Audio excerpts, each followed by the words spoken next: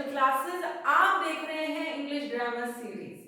आज की video is specifically very important for 11th and 12th class students जिनको इस टॉपिक में आए दिन दिक्कत आती है और वो काफी बार मेरे पास फीडबैक आता है कि हमें ये वाला टॉपिक करना नहीं आता है।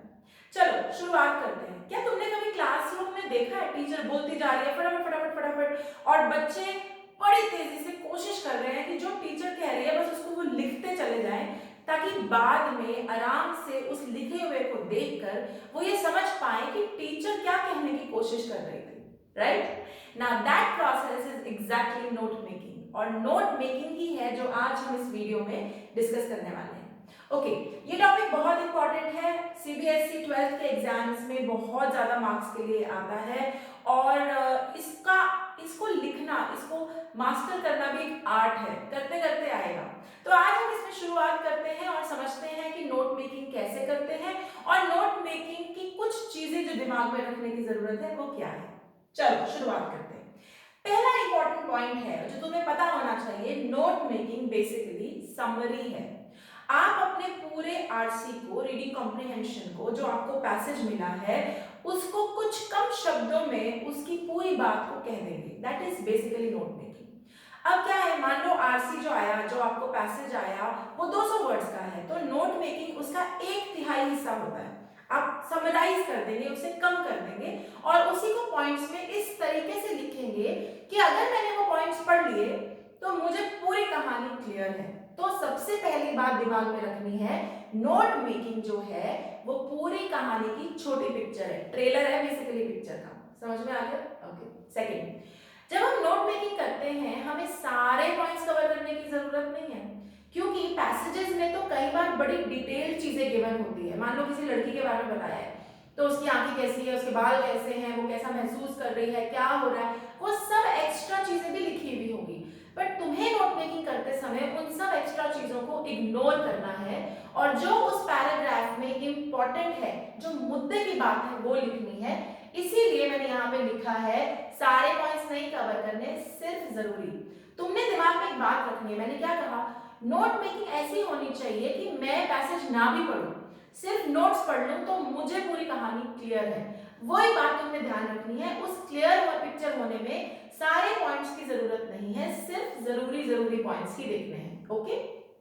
थर्ड, ऑब्वियसली टाइम कम है, टीचर बोल रही है जल्दी जल्दी लिखना है, तो जल्दी जल्दी में पूरे पूरे वर्ड्स थोड़ी ना लिखे जाएंगे, एब्रिविएशंस करेंगे। एब्रिविएशंस मतलब छोटे फॉर्म्स। जैसे मैनेजमेंट को मैं लिखती हूँ MGT, डॉट डॉट लगता है एब्रिविएशन में, इस चीज का ध्यान रखना।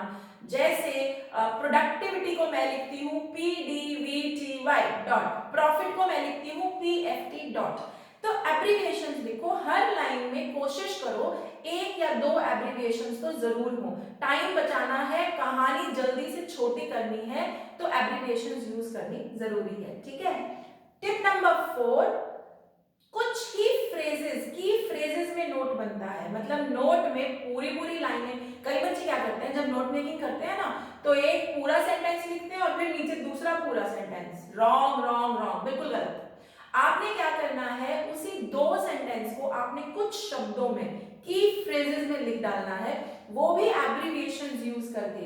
नो लॉन्ग सेंटेंसेस, आपकी टीचर काटा मार देगी, मार्क्स नहीं मिलेंगे। छोटे छोटे फ्रेजेस में हम इसको यूज करेंगे, बिल्कुल लंबे सेंटेंसेस नहीं लिखेंगे, मुद्दे की बात करेंगे, no beating around the bush. Okay. Fourth, जहां तक हो सके पैसेज में जो सीक्वेंस है, मतलब जिस ऑर्डर में चीजें बताई गई हैं उसी ऑर्डर में आप नोट मेकिंग करें, ताकि जैसे कि मैंने कहा अगर मैं सिर्फ नोट देख रही हूं तो नोट को देखते ही पैसेज का सीक्वेंस भी समझ में आ जाए कि भाई ये ऐसे, यहाँ पे ऐसे लिखा है, यहाँ मतलब पैसेज में भी ऐसे हुआ होगा। पहले लड़की आई थी, फिर वो बालकनी पे चढ़ी थी, फिर वो कूदी थी, तो मुझे वो नोट देख के समझ में आ जाएगा, मुझे पैसेज पढ़ने की जरूरत नहीं है। ठीक है। अब एक टिप जो है उस पर ध्यान दो। मेरा सजेशन है कि हमेशा अपना पैसेज सबसे पहले आराम से पढ़ो। ठीक है।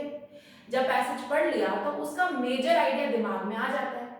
फिर क्या करो, फिर सोचो कि कितने डिविजन्स करें, मतलब कितने हिस्सों में बांटे। जरूरी नहीं है कि हर पैराग्राफ का तुम अलग नोट बनाओ, कोई जरूरी नहीं है। अगर तुमको लगता है कि 2 पैराग्राफ में एक ही आइडिया की बात हो रही है तो उसे एक नोट बनाओ। ठीक है। और दूसरे दो पैराग्राफ्स को जोड़ के दूसरा नोट बनाओ, ये तुम पे डिपेंड करता है। चाहो तो हर एक पैराग्राफ का नोट बनाओ, चाहो तो दो दो को जोड़ के नोट बनाओ, लेकिन इस बात का ध्यान रखना अगर दो पैराग्राफ्स में एक ही आइडिया है तो अपना टाइम बचाना और अपनी वर्ड लिमिट भी बचाना, क्योंकि नोट मेकिंग की वर्ड लिमिट 80 to 100 वर्ड्स ही होती है एंड मार्क्स कटते हैं अगर आप इससे आगे जाएं। ओके, यहां तक क्लियर है? जब तुमने पैसेज पढ़ लिया, आइडिया लगा लिया और इस फॉर्मेट में नोट सेट कर लिए, तो आखिरी में एक टोटल टाइटल देना। अब टाइटल क्या है? टाइटल वो बना है जिससे नाम देखते ही क्लैरिटी हो जाती है कि what is the passage about. जैसे हम पिक्चर का नाम होता है, पिक्चर के नाम से हमें कई बार अंदाजा लग जाता है कि पिक्चर किस बारे में। सेम चीज हम टाइटल को देखेंगे और हमें आइडिया लग जाएगा कि नोट मेकिंग जो हमने करी है वो किस बारे में है। तो टाइटल ऐसा होना चाहिए जो पूरी पैसेज से रिलेटेड हो, ठीक है? तो टाइटल अंत में देना, शुरुआत में देने की जरूरत नहीं है। अभी क्लियर, समझ में आ गया? तो समरी है, एब्रिविएशंस यूज करनी है, लंबे लंबे सेंटेंसेस नहीं लिखने, छोटे छोटे सेंटेंसेस लिखने हैं और इस तरीके से लिखने हैं कि पढ़ने वाले को सारी कहानी बिना पैसेज पढ़े समझ में आ जाए। ओके, चलो अब चलते हैं फॉर्मेट पे और ध्यान देते हैं कि फॉर्मेट कैसा है। फॉर्मेट के भी नंबर होते हैं, आप जानते हैं। सबसे पहले होता है टाइटल, जो डबल अंडरलाइन होता है। टाइटल पूरी कहानी की हेडिंग और ये डबल अंडरलाइन है।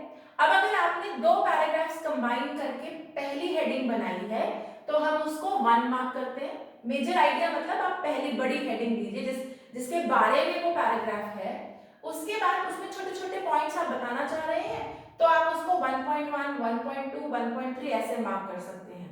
आप 1.1 की बजाय A, B, C भी मार्क कर सकते हैं या रोमन नंबर्स 1, 2 वो भी यूज कर सकते हैं, सब चलता है, कोई दिक्कत नहीं है, बस हमें सीक्वेंस इंपॉर्टेंट होती है। तो 1 का 1.1, 1.2, 1.3। अब मान लो जो 1.3 तुमने पॉइंट लिखा उसमें तुम्हें और डिटेलिंग देनी है। जैसे मान लो it is about a girl called, एक पैराग्राफ हमने पढ़ा, एक लड़की है उसका नाम है रिया, तो हम लिखेंगे रिया। मान लो रिया पहली heading is very intelligent and has been very intelligent since childhood, intelligent since childhood, और मैं intelligent में INTL करके डॉट लगा दूंगी, एब्रिविएशन। फिर she studies lot of books, studies many books.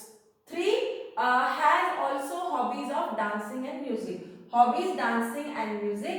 अब आपको डांसिंग में बताया गया है कि उसे 3-4 और अवार्ड्स जीते हैं और आप वो लिखना चाह रहे हैं, तो आप 1.3.1 मतलब 1.3 पॉइंट का एक और पॉइंट एडिशनल पॉइंट ऐड कर रहे हैं, वहां पे लिखिए 1 many awards। और मैं तो क्या करती हूँ ना, मेरी ट्रिक है, मैं सोच लेती हूँ 1 many awards और फिर जानबूझ के अवार्ड्स को पूरा नहीं लिखती, AWA डॉट लगा के काम चला लेती हूँ। समझ में आ गया? ऐसे ही सेकंड पैराग्राफ, अच्छा दो पॉइंट्स के बीच में, दो डिफरेंट आइडियाज के बीच में लाइन छोड़ दी है, देखो मैंने लाइन लिखा है ना, लीव अ लाइन, लाइन छोड़ दी। फिर सेकंड मेजर आइडिया पॉइंट 2 अगली हेडिंग, ऐसे ही उसके आगे 2.1, 2.2, 2.2.1 मतलब 2.2 का मेरे पास एडिशनल इंफॉर्मेशन है जो उस नोट में नहीं आ रहा, तो मैं उसकी आगे और सिस्टमैटिक वो कर रही हूँ, ऑर्गेनाइजेशन कर रही हूँ, ठीक है? तो 2.2.1 सब हेडिंग हो गया, समझ में आ गया? ऐसे ऐसे करके तुम चाहो तो 3 मेजर हेडिंग्स बनाओ या 4 बनाओ, डिपेंडिंग कि तुम्हारा पैसेज कितना लंबा है और उसमें आइडियाज कितने हैं, ठीक है? एक बात का ध्यान रखना, हमें ना आदत नहीं है एब्रिविएशंस लिखने की, बट तुमको नोट मेकिंग में जानबूझकर एब्रिविएशंस डालनी है, चाहे वो एब्रिविएशंस वैसे हो या ना हो, अपनी बनाओ, शॉर्ट फॉर्म लगाओ, डॉट लगाओ। और जब नोट मेकिंग कर ली तो आखिरी में इस साइड को एक बॉक्स बना के की, याद है ज्योग्राफी में करा करते थे की नीचे मैप में और फिर बताते थे ये क्या है, ये क्या है, बिल्कुल ठीक वैसे ही तुमने यहाँ पे की बनानी है और उस की में MGT डॉट का क्या मतलब है, मैनेजमेंट, वो लिखना है।